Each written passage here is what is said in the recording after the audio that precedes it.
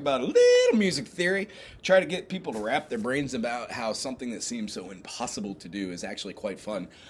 I gotta erase this. If you're just tuning in for the first time, this channel has thousands of videos. All of them are music related. I live on the big island of Hawaii and I teach music here 3 days a week. I totally am so appreciative. So long story short, I would love to be able to influence a couple people to not only learn how to use music theory in their playing, but also learn a little bit more about like songwriting and chart writing, so you can start giving your music to other people. So for this channel, what I want people to do is to ask questions. So if you are on this channel and you want to interrupt, feel free. I'll pause every couple moments to take a gander at this here comment section and go through it. What we do each week is we expound upon the concept of the circle fifths. So if you have found this channel and you are intrigued by what you're watching right now, I would suggest going back to the Ask series and doing it from the beginning. Each one has a new nifty little caveat that might or might not arise from each one.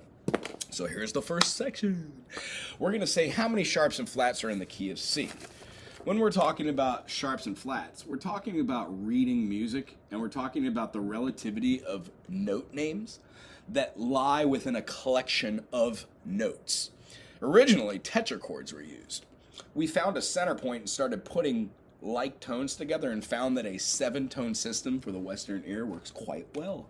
When you have movements of like a C to a G, you're finding yourself going from one note to another, and those become intervals. These intervals are wavelengths that vibrate, and it's in every atomic, inanimate, and living structure ever known. When I hear a C note, middle C to be exact, we can hear 5 notes up, meaning when we go 5 up around the circle of fifths, we're going to find ourselves taking these notes and applying it to the concept of C major has a C major, a D minor, an E minor, an F major, a G major, an A minor. That is the worst A minor I've ever drawn. I got confused. I don't get confused with the alphabet often, but that was one time. A minor, and then we have my favorite, the diminished of the major keys, the 7th. When we talk about this, you will notice that I will be putting Roman numerals, meaning 1, 2, 3, 4, 5, 6, and then the aforementioned 7th diminished, which is my favorite. And you'll notice that the diminished has a little diminished marking right here. And you'll notice that when I do a Roman numeral that's uppercase, we're referring to something that sounds happy or pleasant, like a major. And if we put something that has a lowercase Roman numeral, we're simply referring to something that has a minor tonality. Now this last one, the diminished, we'll get into this later, but when we're determining what these notes are on the scale of do, re, mi, fa, sol, la, ti, do, we're talking about a diatonic scale, meaning from C all the way up to C again.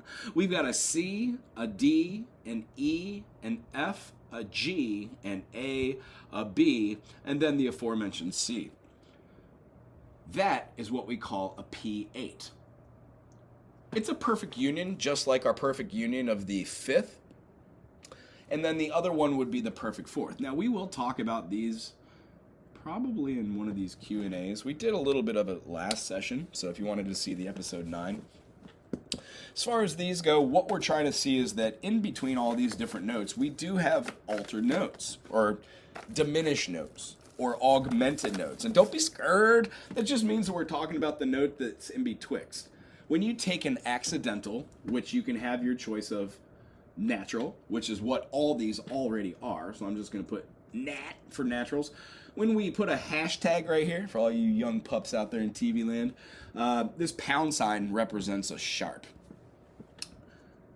And then the last of the accidentals is called a flat. The flat looks like a line drawn through a heart. You just get rid of the other side of that heart. Ta-da! This one, the flat, F-L-A-T, it represents just taking a tonation of a note. So if our note is this and it's this tone, if we go down, it would drop it by a minor second, or a half step. A minor second is what we're talking about, C to C sharp. When we go to D sharp, we absolutely have a sharpened note. That makes it an augmented second. E would not have an E sharp because E sharp is F natural, just like B sharp is C natural. I know it sounds weird, but it is what we would call a half step, or the minor second, the semitone. That's what we were just chit-chatting about being the smallest increment in music tonation in the Western ear. When we go from the E to the F, that's our half step, but we do have an F sharp that's in betwixt the G and the F. In between the G and the A, you guessed it, you betcha, it's going to be the G sharp, and then we have an A sharp. Now, those of you who do know a little music theory and are watching along with this right here, you will notice that, hey, aren't there two names for each spelling of every note and every chord? And the answer is yes. So a C sharp would also be a D flat. C sharp is an augmented note. D flat is a diminished note. See how this works? So when I put D flat here, enharmonically, these two are the same. If we went to the C sharp on any instrument, let me grab my ukulele. Hey, if you have an ukulele too, would you mind playing along and just doing this? Getting your fingers on the fretboard always helps. Oh, what's going on here? I can't turn on my iPhone? That's a bummer. Okay, so when we're playing the C note on a ukulele, that is middle C. We have our G, C, E, and A. When we play chords, we generally play our triads, 1, 3, 5, which is what we're getting into, C, E, and G. And then we would sharpen that note to a C sharp. Well, if I went one more minor second, C to D is a major second. The combination or the addition of a minor second plus a minor second makes a major second.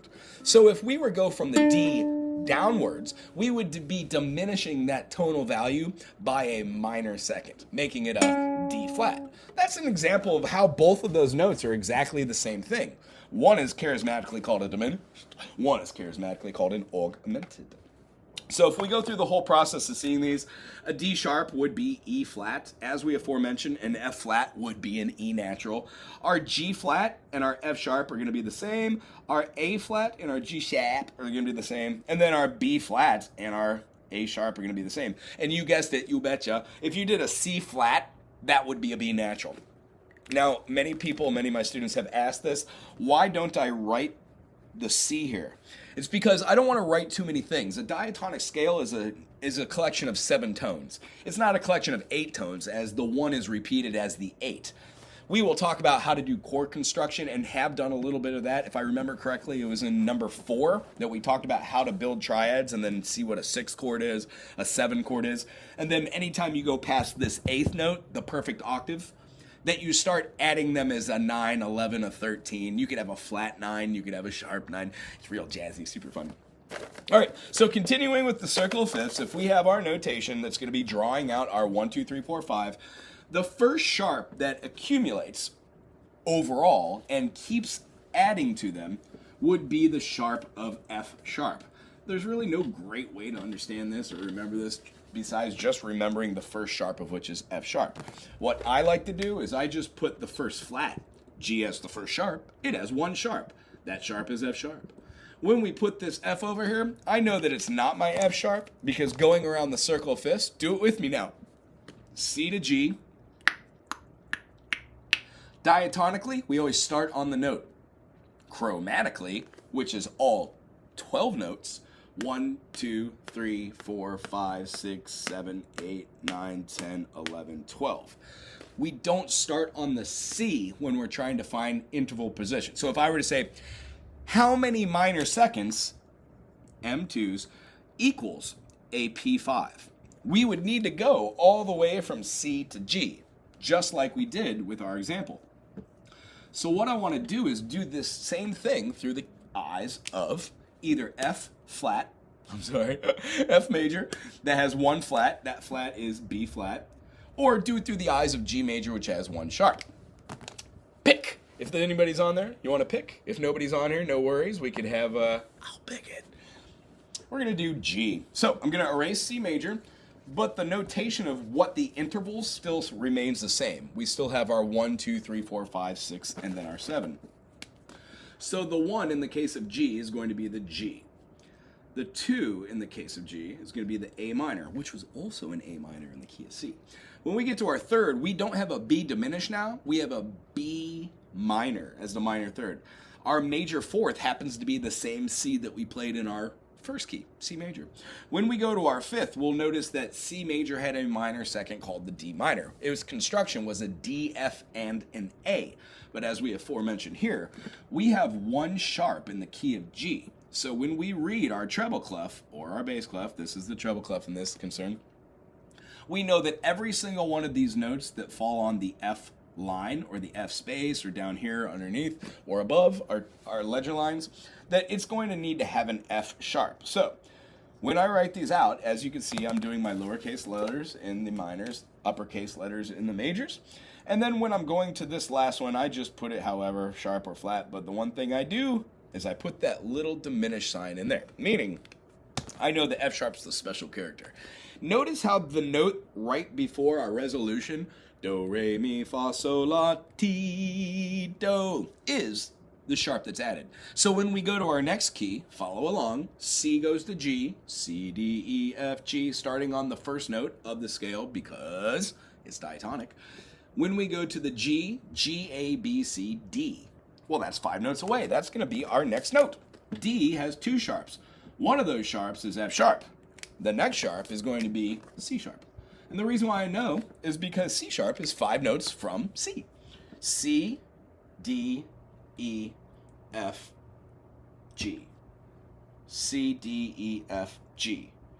It's a fourth this way and a fifth this way, meaning when you have a G like this one and you go to underneath it, you get an F note.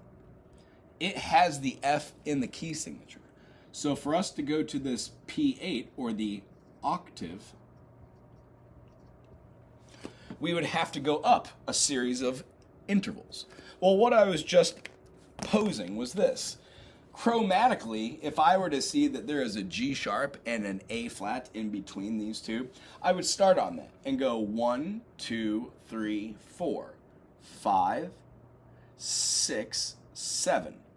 There are 7 minor seconds in between the root, which is the 1, to the 5. That means that that is the number of half steps that you take. If we wanted to see that and remember it just diatonically, we would know that from C to G is a fifth. D and G share this concept. When we play in the key of G and we go up, G, A, B, C, D, we get a perfect fifth. When we go down, G, F, E, D, we also get that D, but now it's not a perfect fifth, it's a perfect fourth. These have relativity to each other, and we'll explain that now when we're talking about majors and minors and diminished, just so we can go full circle and talk about why the circle of fifths is super important. So, our next key that adds on to another one is going to be D. D major has 2 sharps. One of those sharps is the sharp from G. So let's just put that in. Boom. We drop the diminished because it's not in the 7th position. It's in the 3rd. It's a minor. When we fill in the next one, we remember that the note right before our resolution will be our new sharp. There's our C sharp. Then we can go ahead and fill everything in accordingly. You don't have to write your letters major or minor with your upper or lowercase. The idea is I do that in the beginning so you can just see the difference between the two. And after I see a clear correlation between understanding and the concept, I just put them all back to the major lettering. So if you're going to replicate this process with your students or with some of your, I guess your kids if you're watching this, we're going to go through the process of this. You would just want to know that. The next note that we get after the D is going to be, anybody? D, E, F, G, A. A major. A major has 3 sharps, the next of which is going to be the G sharp. Now, at this point, you should be able to tell something pretty cool. The F, C, and G are the notes that become. The reason why in the key of C major we have no sharps and flats, 0 and 0, is because this way is called the circle of force. Just like we mentioned with the D and the G. When you go up, it's fifths. So going on the sharp side, we have lighter, that's not how you spell light. We have light, happy, And it slowly goes through our sharps and gets a little bit darker and more mysterious. Now, that's the way the notes kind of work around the circle of fifths. All of our scales and all of our modes and all these things that we play over the top of music, they always correlate to these.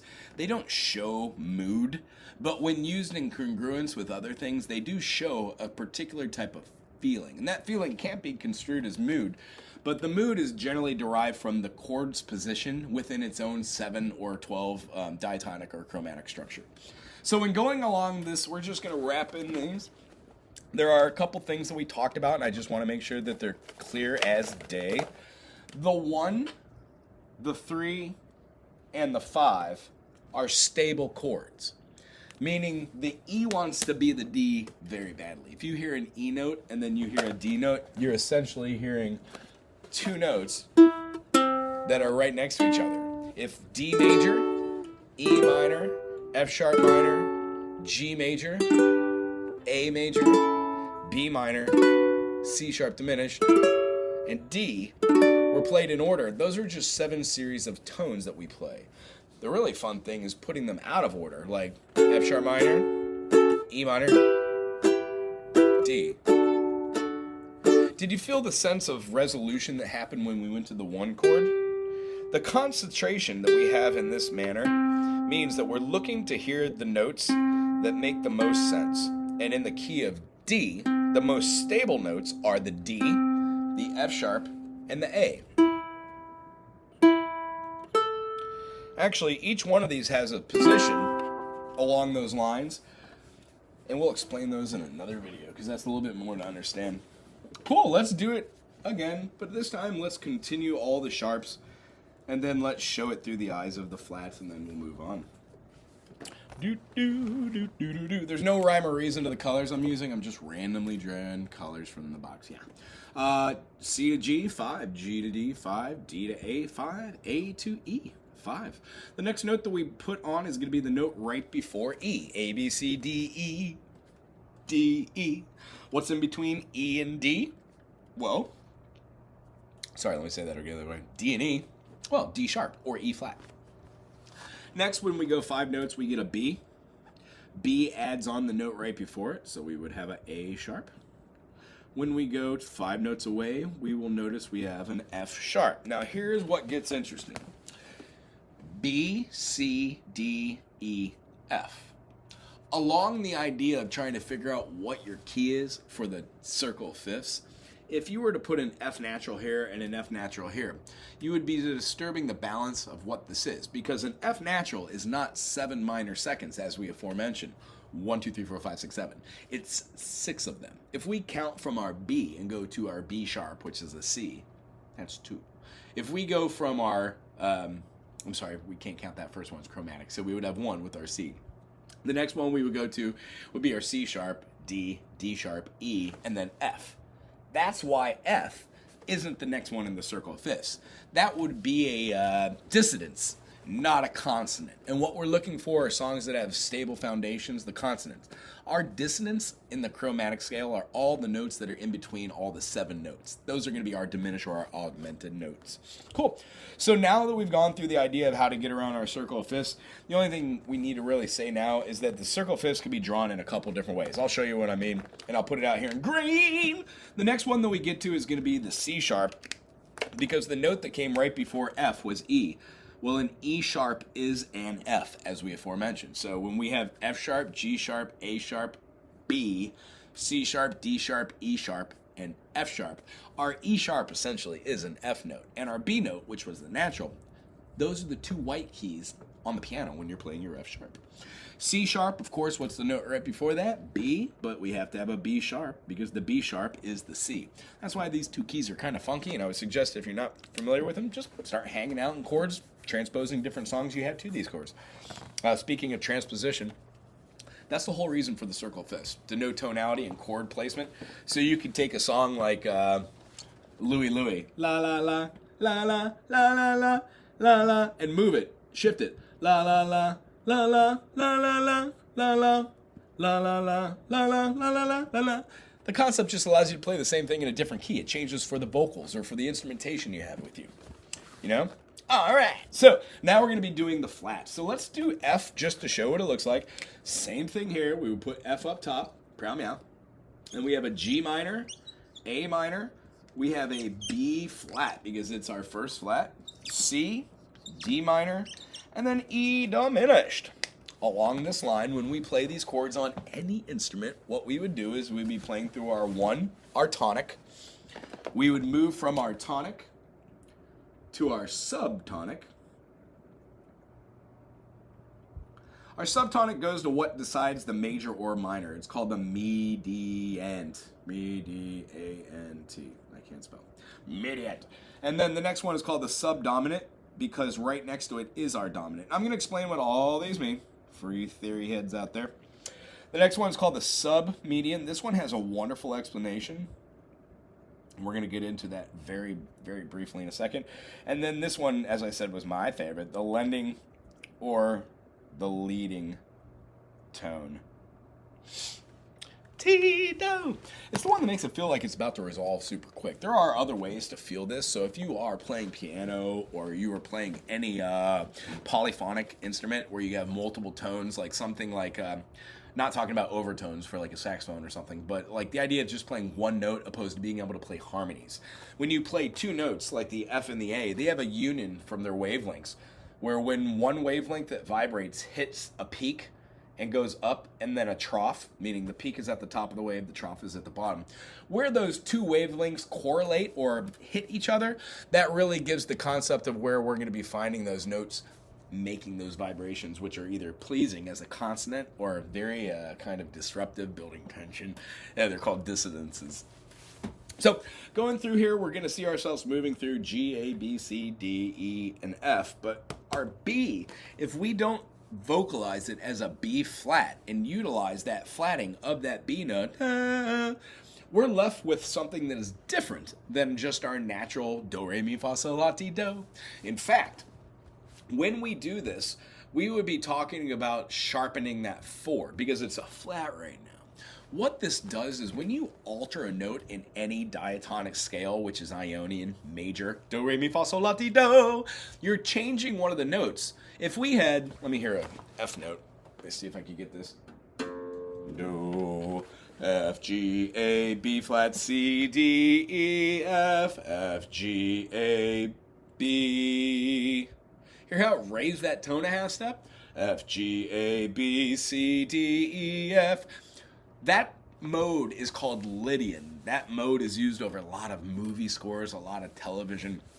It builds tension and is a light, airy, and happy kind of mode, which can be played over minor chords, which builds this kind of tension back and forth. Now, everybody's going to talk about what modes are, what scales are, but the idea is once you learn a couple modes, couple scales, and you start utilizing them rather than your pentatonic system and just staying in major or minor, it really changes the way that you view your fretboard. And that point, or your fingerboard, or whatever you're actually playing on that has a tonal note, something that's not in the percussion family. So when going this way, the same thing would happen. Our tonic in the next key is going to be B flat, because B flat is 4 notes away from F. Count them with me now. Ready? F, G, A, B. Why did we only go 4 notes? Well, this is the circle force going this way. When we go towards the flat side, this way, and not the sharp side, we're going to be calling it the circle force. Why not? And then when we do that, let's write up our, let's see if we can get a pen here which has some awesomeness. There we go. We got our B flat. The next note that we're going to hit, here, I'll just go ahead and erase this. We can do this again. That's also another thing. A lot of my students are like, oh, don't erase that. The idea is, if you write this a million times, you just begin to internalize it. That is the best function. So what I would say is if you've always struggled with this and you're watching this right now, get yourself some of those note cards.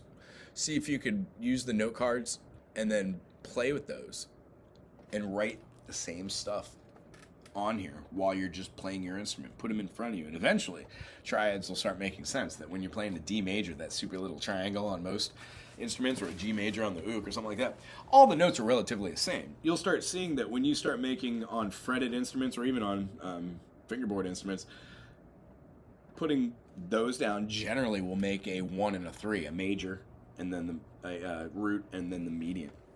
Anyway, when we go through B flat is then going to go to an E flat. E flat goes to an A flat to a D flat to that G flat, and then G flat to C flat, giving us all 7 in each none. 1, 2, 3, 4, 5, 6, 7. 1, 2, 3, 4, 5, 6, 7. And the reason why I didn't write out what the actual sharps are, or flats are on this side opposed to where the sharps are, is because the circle force gives it to you. F has a B flat. B flat has 2 flats, B flat and E flat. E flat has 3 flats, B flat, E flat, A flat. A flat, see where we're going this, has 4. B flat, E flat, A flat, D flat. It shows you the one right before it. And then, just for you out there that don't want to write this all the time, I get rid of my C flat and I get rid of my C sharp. And then I combine my G flat and my F sharp at the bottom. Hypothetically, when we're playing the C sharp, it's also a D flat. And when we're playing our C flat is a B. So this, to me, is a much more organized circle of fifths rather than having 2 outliers here for the C sharp and the C flat. But charismatically, knowing that the C major has how many sharps and flats? For one of my students, I always do that in the beginning. Smack! Right with the 0 up top. So we get 0 sharps and flats in the key of C. Watch me now. C, D, E, F, G, A, B, C. Let me hear for that. Notes right. C.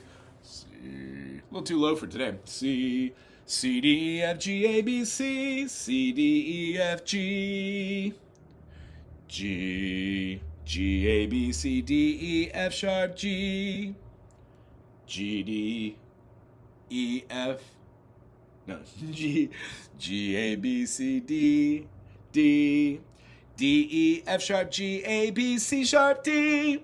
Notice how I'm singing through all of them, going back and using the tonal note to sing the fifth, and then I'm adding on the 2 sharps while singing their diatonic notes. Now, if you can hit more than 3 octaves this morning, I can't. I'm feeling a little under the weather. I should have just the lower range, but I definitely can't hit the high range in a head voice. Has to be the falsetto for me. So that's a great practice to use the circle fifths and then to start using your own instrument, your voice. If you're not a singer, that's fine. Just trying to internalize what the notes are. And if you do this with the piano, playing them and with your finger scales, you will become a little bit more resonated with that. Meaning, if you can have your instrument and you can play something along the lines of your chords, like a C major, your D minor, E minor, F major, G major, A minor, B diminished, and then a C, then you can definitely find where C is in correlation to the C major, the D in correlation to the D minor, the E in correlation. See where we're getting? And what happens after a period of time, you become more in tune. If you're saying C, D, E, F, E, D, C, B, C. When we do this, it focuses a lot on what we have already written down and then what our brain is thinking of. Because when I'm looking at this, I'm not just seeing the circle of fifths. I'm seeing an open sea of possibilities that we can use by either fundamentally just using shapes, which is another fun thing. If I were to draw a triangle inside of my circle of fifths, it would be pointing at 3 different notes. Generally, when those 3 are done in the circle of fifths, you can line it up where that's a whole tone scale, where you only have whole steps. C, D, E, F sharp, G sharp, A sharp. When you keep going, it gives you this very kind of cool.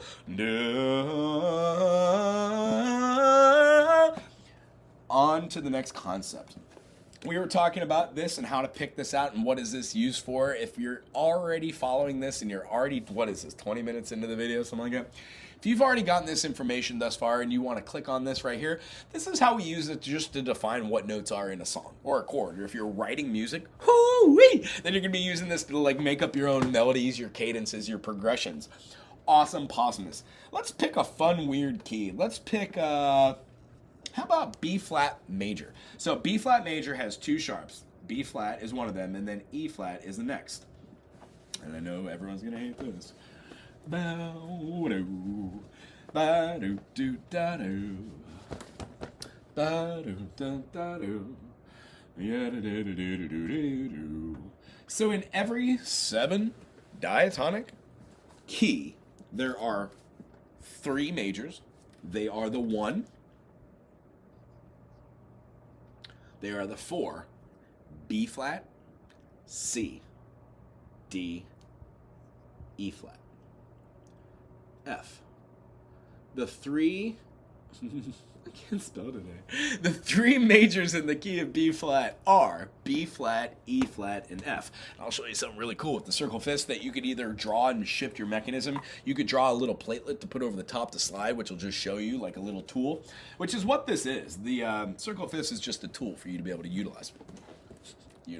All right, the next ones we were talking about are going to be the minors. Here we go. We're going to do them in red.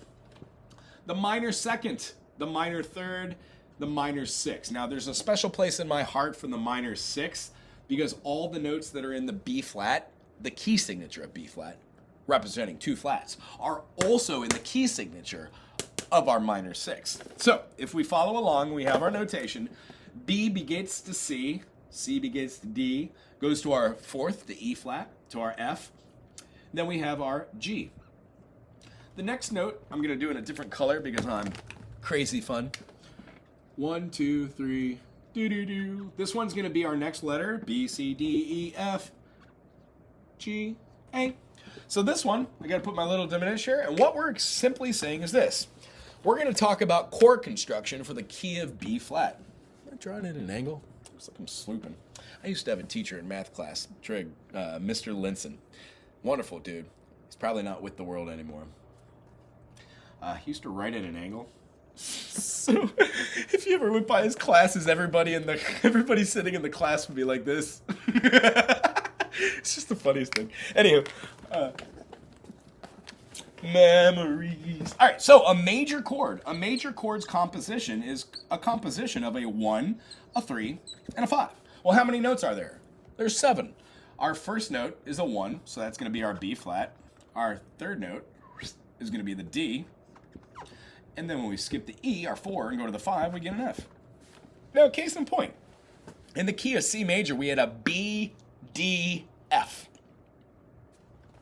That's a diminished. It has a very distinguishable sound. It's only in the key of A minor and C major, because the C is the 1, and the A is the 6. Now, notice how I'm pointing to the 1 as being a C, and talking about the A as a 6, yet we're viewing B flat. That's because we're superimposing over the top of what we're viewing something that you already know. C, D, E, F, G, A, B, C, G, A, B. Once you start seeing these as being moving, you can actually use the notes and tell what the difference is. This is how you find your modes. It means that when you're playing B and you're playing this B, it's going to be a B Ionian. If you had a D, it would be a D Ionian. If you have a B flat like this case, it's a B flat Ionian, meaning 1, 2, 3, 4, 5, 6, 7. It makes a major sounding scale. The next note is going to be called a C Dorian. C Dorian is only found in the key of B flat, or its relative minor, G minor. However, I digress. When we're doing the minor is the same as the major, except we take the 1, the 3, and the 5, and then we flatten that median. The median is the 3rd. It's the 3rd scale degree. It determines major minor. If we were to go to the D flat, which is in between C and D, we would still be using the enharmonic equivalent right name, D flat. I would not say things twice, or even three times. B flat, C, C sharp, E flat. Doesn't jive. Needs to be B flat, C, D flat, E flat. Dig it? Cool. Moving on. When we're trying to construct this, you can clearly see how we had a B flat, D, and F, which was our 1, 3, and 5. When constructing the minor now, we would alter that notage to be a B flat, a D flat, and then an F, giving us our minor. That is how it's done, friends. And then if you know I'm one of my students, 1, 2, 3, when I do this, that means a minor. So if we had a C major, C, D, E, F, G, don't worry about the 2, A and B. Get rid of our sus notes, the 2 and the 4, and we're remained with our 3 notes, C, E, and G. C, E flat, and G gives us C minor. What we're seeing here is the construction of the difference of a minor third plus a major third. That gives us our minor. Of course, if you were to switch that like we just had, the major third and then the minor third, that would give us our major chord. Now, I hope this makes sense. It just means you're flipping the intervals. You would have a major third here going to a minor third because D to an F is a minor third. And then when you flip that, you would be going to B flat to, I aforementioned said B, sorry about that. B flat to D flat is a minor third. Then the distance that is now created, because this would have been a minor third, is now a major third. Right on. The next chord that is in a major is not the 1 or the 2 or the 3 or the 4 or the 5 or the 6. It's the 7th. The 7th is going to be called the diminished. D-I-M-I-N-I-S-H-E-D. Diminished. When we have a diminished, we not only have the root, because that's what we're shooting for, but we have a flat 3, and then we have a flat 5. Now, what I'm talking about is we have diminished the 3 and the 5, so those two notes now are a minor second below. F is going to go to an F flat. And the reason being, and the reason why we call it an F flat, is because this. When we have the E flat in the key of B, it takes the place of that note, and we don't say things twice. Therefore, B flat, C, D flat, E flat, F flat, G, A is the proper spelling for a 7-note structure which contains a diminish in it. This would be a mode of sorts, but it gives the idea of if you take a natural note and you diminish that or augment that, if I augmented it, it would go to an F sharp or a G flat. We would be altering the F, so in either case, I would name it as an F flat, an F natural, or an F sharp. That will make more sense when we start seeing these on the grand staff, or at least one of our clefs. Let's say that this was the bass clef being the F line here. If we had our F, and we're going to take this particular note, we would have our B flat. Well, we're going to play our bottom line, G, A, B. This is where our B is, right? Now, it would make sense to put in our key signatures, G, A, B, C, D, E, F, G, A, B. So when going through here, actually, this is a bad example. I don't like doing the bass clef because I've got a lot of you ukulele students who might watch this. How about let's do this treble clef? Much easier when starting. So, 2 flats. We're going to put in our B flat, middle line, G, A, B, C, D, E. Our next flat goes up on the E space. Thusly, when we have this B flat, we can put it right here. Boom, that means the B flat. When we go to our next note, where are we going? Right here. But remember, for a diminished, we're going to need that flat 3. So we find B, C, D. The D line's right here. But because D does not have a marker over it, only the B and the E do, as far as the key signature, the flats, we need to actually flatten that note. So we put a little flat next to that note. Awesomeness. And then because we're going up another triad, we're going to find ourselves up on the F. But in the same example, there is no flat. There's only one on the B and the E flat. So we need to turn that into an F flat. Ta-da! That's what a B diminished looks like on the treble clef to make a triad. Now the ukulele looks and sounds like this. We would have...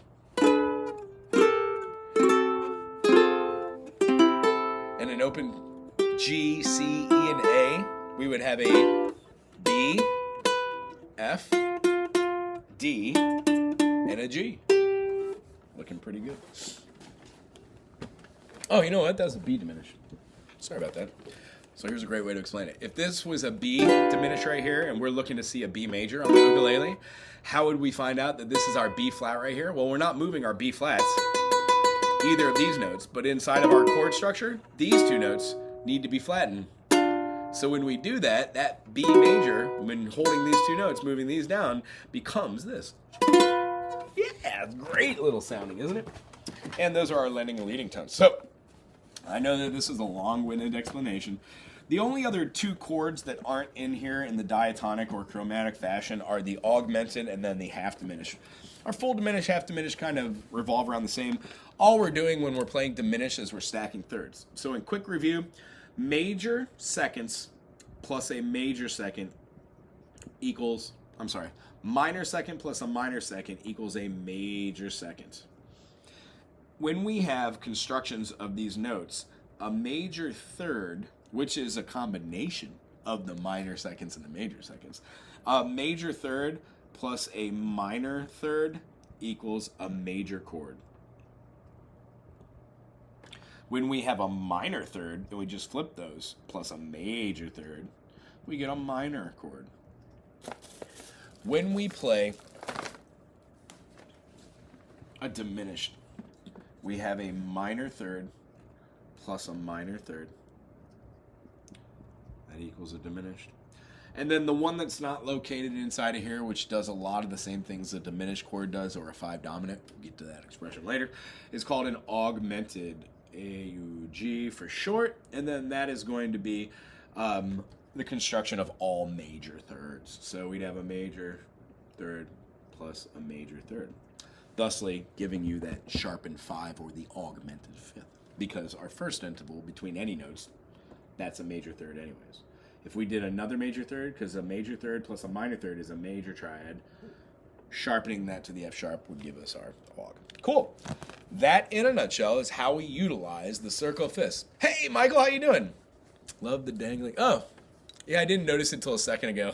I love pencils. The mechanical ones. I'm so tired of losing lead. It's a waste. But yeah, I do a lot of book writing, a lot of notation, so I'm always going through them. What I'm doing today is I'm just going through the circle fifths again. I'm going to go through these and put bullet points, hopefully, at one point, or timestamps. But yeah, this is just all the construction of the chords and how to do it. We're looking at the key of B flat, so I was thinking about playing a little ditty really quick. I don't know. If anybody has any suggestions, maybe throw them out there. However, we're just going to see, let's play a little something in 4/4. How does the orange look? It's a little light.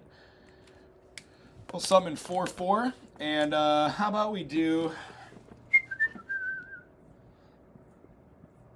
Just do a little section on repeat. See if we can get a vamp going on. We'll call this the A section. And we're going to be writing in the key of B flat today. So, how about, I'm going to play the ook or the guitar. Maybe got a banjo around here too. I'm going to pick a chord. How about let's start with the minor third. Now, the minor third in this case is going to be the D. And I'll even write it down here, right underneath it. When we go to our next note, I could pick anything really much from our diatonic 7 to see how it starts going. If I were randomly to pick these and just throw these out, which I have my students do, it's a great way to explore these key signatures. So the next one we're going to do is, how about a G minor? How about the minor 6th? And then how about the dominant chord, the 5, because it always feels good to go to the one that pulls the most energy out of all these notes.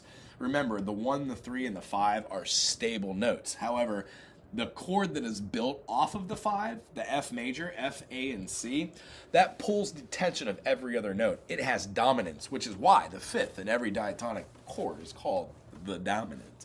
When we move from our F, here's where it actually kind of gets interesting and fun. Staying in the diatonic 7, how about we do something like, we started on a D. How about we, I have a fun one. How about we do a 5 sus, and then we do a 5. That'll put a little bit more meaning behind what we were talking about. Our 5 sus is this. You can make a sus out of any chord. When we're talking about do, re, mi, fa, sol, la, ti, do, the 2 and the 4 are the sus notes. When we talk about these past the 8th note, they become 9 chords or 11 chords, add chords. But what we're talking about simply today is how to see this. If we have B flat, C, D, E flat, and then F, the note that is the 4th is going to be considered the sus. It is always going to be the 4th unless otherwise notated. So if you see C sus, it means C, D, E, F. Play an F over the top of your C major. The idea in this key, B flat, for our sus note, we're going to play an E flat. And then when we hold that for 4 beats and then play F, it has a feeling of resolution, which resolves itself. The reason being, we're removing the 3rd, which is the median in the key, and we're adding the 4th, which allows us to have a little tension built. And then when we take away the 4th and put the 3rd back, it puts back the feeling of stability because the 1, 3, and 5 are stable. So let's hear what this sounds like. 4/4 groove. How about like just to begin, right? So 4 notes, 1, 2, 3. Then our G minor. We're going to have our F sus, so we're going to be playing the F major. If you're playing the ukulele, just play like you're playing straight on, boom. And then we have to add what note? You betcha, that E flat. So let's see. C, C sharp, D, E flat, because D sharp is E flat. If we play an F and we add that note, wait a minute, that gives us a dominant. We're in the key of B. Gee golly whiz. So the D, when we go to F here, we're making this an F dominant. We need to find its fourth. F, G, A, B flat. Coolness. So when we play F major and then we add a B flat, we're not making the fourth note in the key, are we? We're doing the fourth note of the scale degree. So the 5 sus needs to be on the 5 chord. F major with the B flat, and then resolution. Let's hear how that sounds.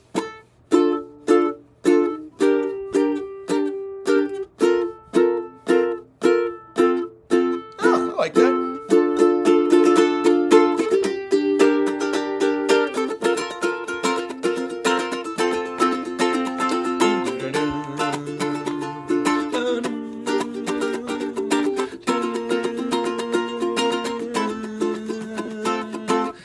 On ukulele, this is a B flat and this is a B flat, so you have your choice of either one. It just depends on where you want your tonality, and if you do both of them, it really sounds good. It really fills out the whole thing, doesn't it? Kinda.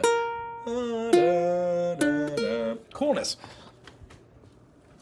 So, that's a great way to explain how to use your chords and then play. And the last thing that I kind of want to do now before we jump off, because I've got a student at 10 o'clock, is explain how to use that same phrasing, this 2, 6, sus 5, and then 5, and then be able to put that into a different key. Now, we're not talking about modulating anything crazy or weird. We just want to go to another like phrase. So let's say we did this and we wanted to use something called a dominant. The 5 is the dominant. It's called our primary dominant because in the key, do, re, mi, fa, sol, the 5, 1, 2, 3, 4, 5, holds the most tension. It's called the dominant. But more importantly, in the tonicified key of B flat, where this is the 1, the tonic, the root, the 5 chord is called the primary. When we use a 5 chord from another key in the circle fifths, that's when we utilize the function of this. Here, I should draw in black. I'm drawn in black. Can we see you right? Yeah, good. So if we've got our circle of fifths and we've got C, D, E. I'm doing my negative harmony stuff. Sorry. C, G, A. Oh man, my brain is not working today. D, A, E, B, and we have our F sharp or G flat, right? And then we could do our other circle over here: F, B flat, E flat, A flat, D flat, G flat. Remember, our G flat is our F sharp, so there's no real need to do that. You can spread these out better if you want. The concept behind this is this. If we were playing in the key of C major, we would have 7 notes, right? The 1 is right here. When we go over here, we have the 2. Then we have the 3. Going back to the C, we find our 4 on its neighbor side, the 5 on its neighbor side, the 6 if we keep going, and then our diminished is right here. So, the concept is, if you can visualize this little grid around 7 notes, that grid can be shifted in order to visualize other keys. So if we're playing in the key of B flat, that B flat would have been drawn here. Let me do it in green. Here's our 1. Go 1 around. Put our little gate here. 1, 2, 3, 4, 5, 6, 7. When we do this, we find ourselves getting all the notes that are inside of B flat. The 3 majors, the 3 minors, and the 1 diminished. That's how you use the circle fifths. This is a little grid or a tool. It's like a calculator that allows you to be able to go around and shift where your point of origin or your point of tonicity. And the concept behind this is it allows us to move from one key to another using the same function. So this is called a progression. We're just going to memorize it really quick. D, G, F, sus, F. Well, we're talking about in the key of here, so all we have to do is remember 3, 6, sus, 5, 5. We can even write it down if you want. Drop my pen. 3, 6, sus 5, and then 5. Or 5 sus, I guess I should say. So, let's modulate. Anybody on the channel want to pick a key? Oh, we got Michael. He's still here? Awesome. If anybody else is voyeuring in the background, throw out a key out there. We've got all these to choose from. We're in the key of B flat right now. We can choose anything. Some keys sound better, but the idea is we're just talking about a concept of moving from one key to another, utilizing the fifth of that chord. And if not, I'm just going to choose one, probably something simple, maybe back into another key we're easily seen. How about into F? That would be kind of weird. Yay. Oh, what we got, a D? Absolutely. Key of D. All right, so if we're going to do a D, watch what I'm about to do here. How many sharps and flats in the key of C? None. How many in G? 1. It's F sharp. How many in D? 2. F sharp and C sharp. D, E, F sharp, G, A, B, C sharp. These are now our keys. We're going to take the fifth of the chord, the A of D, and we're going to turn that into a dominant. What does that mean? In the key of A, I know this is long-winded, but in the key of A, 1, 2, 3. C has none, G has 1, D has 2, A has 3. A, B, C, D, E, F, G. You can write these out, but the idea is you add the sharps. In the key of A, there is a 1, 3, and a 5. That means A, C sharp, and E is going to be your triad. That gives you your chord. When you play your seventh, this is a natural 7. When we flatten that to a G natural, and I could put the natural right there if we want. You don't need to, but it does let me know that we're in the key of A and it's not a G sharp. It's going to be called the minor 7th. The G sharp was the major 7th. It occurred naturally. That's why we have a chord called the A major 7. That's what utilizes the G sharp. What utilizes the G natural is called the A7. And the A7 is otherwise known as a 5-7 chord. Meaning, you can use these 5-7 chords to sound like the diminished of the key. Here's what we're talking about. We know now that if we play an A, not as an A major, not as an A major 7, but as an A dominant 7, that the notes that we're using are A, C sharp, E, and then G.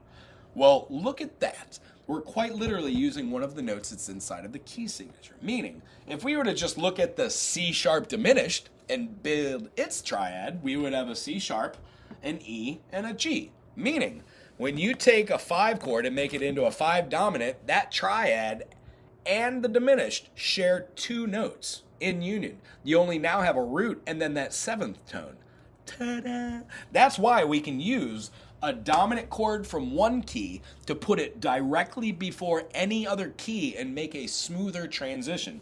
Some transitions don't work that great. Sometimes this isn't foolproof. But what we're going to do is show how that original groove in the key of B flat had the D minor, G minor, F sus, and F. And now we're going to be moving to the key of A by throwing a 5 dominant in the key of D, which is going to be our A7. I'll even put it right there. And then we're going to do the same thing, but we're going to be playing it in the key of D. Here's what it looks like if we need it written out. 3, 6, 5, sus, and then 5. That's what our progression is going to look like.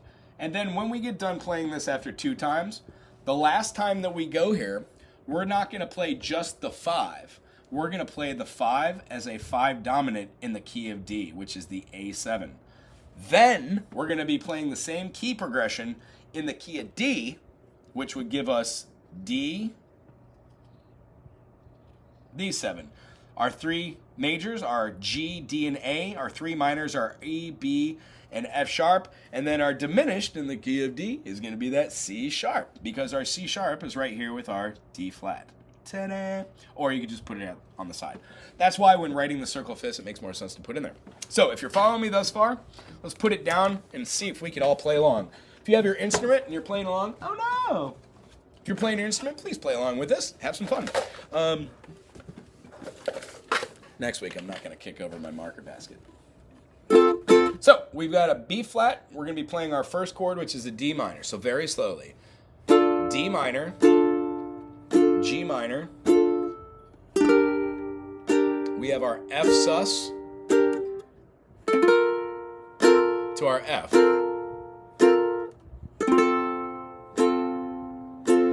what I'd like to do is do that one more time. And now on this time, when we go to that last chord, instead of playing the F for the whole measure, play the F, but split the time with the A7. So here's our F. 1, 2, A7. And then we're going to be playing the minor third in the key of D. The F sharp minor. Then we're going to be playing the minor 6, the B minor. We're going to go to the 5 chord, the A, but play it as a sus, and then remove the sus. So what we did is we were playing in the key of B flat. We played through it one time. We let the A7 split the measure, so 2 beats. Oh, I didn't write the key or the time. We split 2 beats in the F, and then we split 2 beats with the A. If this was written out, if I wasn't squishing it in, it would actually just look like this. I would write it in a different color for somebody, or I would just put it underneath there, or I would put a secondary dominant, or I would put a little caret above it, and I would put the name. The caret would denote a modulation in music theory and analysis. Wow, that's a lot of info. And then I would close it on up, and we would do that with the second through kind of thingy right here. Boop. All right, so this right here lets me know that when we're doing this, we can play D minor. Oops, I got a student. I need to get off here. G minor, boom, ba-da-da, to our F, sharp diminished, sus to an F. And we're going to do it again. Here comes our D minor, to our G minor, to our F sus. Now F, then an A7, and go into the F sharp, to the B minor, to the A sus, to the A. I liked it. I liked the little progression. I think that the A7 was beautiful. However, I probably wouldn't modulate right into the same progression.